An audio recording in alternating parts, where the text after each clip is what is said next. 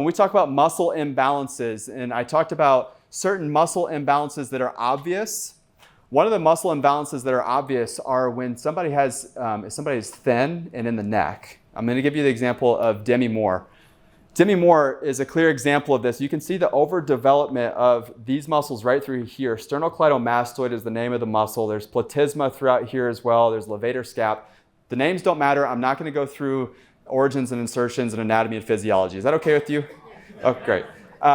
But you can see this with certain famous people. I'm using famous people on purpose because once you see it, you won't be able to unsee it. Angelina Jolie is another one. You can see right through here is the development of the sternocleidomastoid. And all of these people, by the way, have had significant health issues that you can trace right back to nerve system imbalance, by the way, and somebody who's been stuck in fight or flight for a significant period of time. Elle Macpherson, she played in Batman, and she was also on Friends. She was on the episode where Ross got high. If you watch Friends, that was her. Anyway, you can really see her overdevelopment here. She has massive migraine headaches, still to this day being treated for massive migraine headaches.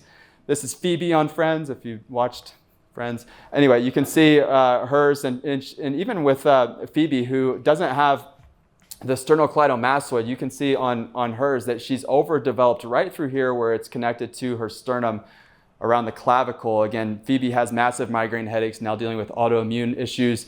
Gwyneth Paltrow, you can see big development of the SCM there. Even James Cromwell, he starred in Star Trek, and he was also, Babe is another one. Yeah, he also played a role in The Green Mile. Anybody ever seen The Green Mile? Yeah, so if you remember him, he was also the empathetic husband to the woman who had the tumor in her head and she had excruciating headaches. Do you remember this? And he won an award for his acting with that role. And he also still dealing with today, massive migraine headaches. Now, he won an award for his role in that movie as the empathetic husband, an empathetic husband of somebody who's dealing with excruciating pain. Perhaps that wasn't all an act. He knows what it's like to suffer. But you can see his overdevelopment of his SCM and other neck muscles there as a compensation.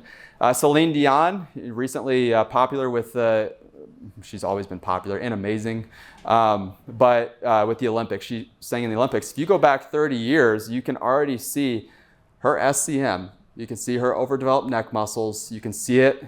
Again, this is a picture that was a long time ago, and this was her at the Olympics. She was diagnosed with stiff person syndrome, right? This is her. She sang at the Olympics, and there's a lot of press around the whole idea of stiff person syndrome. And it's presented in a way that is autoimmune, rare. We don't know how this happened. We don't know what can be done about it. We don't know how this ever came about. There's no necessarily cause, and there's no cure. And that's really how it was talked about. But we don't hear much about the fact that for 30 years, she's been in neurological dysfunctional state in fight or flight. Not a whole lot of talk about the fact that she's had decades of antibiotic use because of her chronic throat infections. There's no talk about the fact that she's gone through in vitro fertilization to get pregnant. She has had problems getting pregnant. No talk about when her husband died, how devastating and traumatic that was, and then she was put on medications during that time as well, antipsychotics. Not a whole lot of talk about that because we're not built to look for cause. In this world, we are just not geared towards asking root cause questions. We have a model that is tag and treat, tag and treat. We tag the disease, we tag the groups of symptoms, and we treat the symptoms, do we not? We tag it, and then we treat it, and then we move on. Well, if you and I are going to exit that system, we've got to think differently than that. We have to act differently.